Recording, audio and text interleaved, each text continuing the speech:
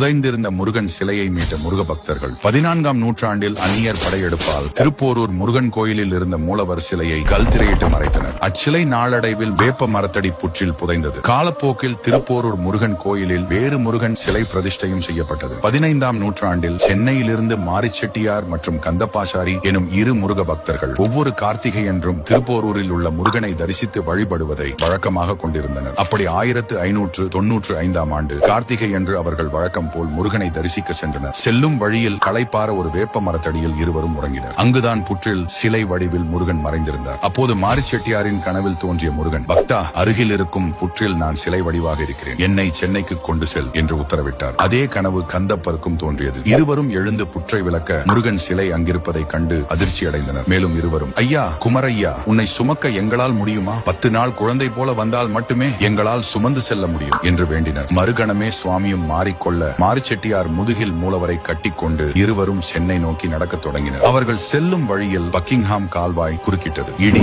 மின்னலுடன் மழை பெய்ய வெள்ளம் பெருக்கெடுத்தது. வேறு வழியின்றி இருவரும் கால்வாய் வெள்ளத்தில் கால் வைக்க பெரிய அலை தோன்றி இருவரும் அதில் அடித்துச் செல்லப்பட்டு கரை சேர்ந்தனர். வரும் வழியில் மாரிச்செட்டியார் முதுகில் இருந்த மூலவரை கையால் தொட்டு உறுதிப்படுத்திக் கொண்டார். பயணம் தொடர இருவரும் மயிலாப்பூர் வந்தனர். வெள்ளத்தால் அடித்து வரப்பட்ட களைப்பில் மேலாடையால் மூலவரை மூடி இருவரும் உறங்கினர். சற்று நேரத்தில் ஆண்டி கோலத்து வேதியர் உருவில் வந்த முருகன் அவர்களை எழுப்பி, என்ன இது, மெய் மறந்து இப்படி தூங்கலாமா? பொழுது புலரும் முன் கிளம்புங்கள் என்று எச்சரித்தார். திடுக்கிட்டு விழித்த இருவரும் கண்டது கனவு என உணர்ந்தனர். உடனே மயிலாப்பூர் குளத்தில் நீராடி இருப்பிடம் வந்தடைந்து தாங்கள் சுமந்து வந்த முருகனை பிரதிஷ்டை செய்து வழிபட்டனர். இவர்கள் பிரதிஷ்டை செய்த கோவில்தான் இன்று கந்தகோட்டம் முருகன் கோவில் என அழைக்கப்படுகிறது.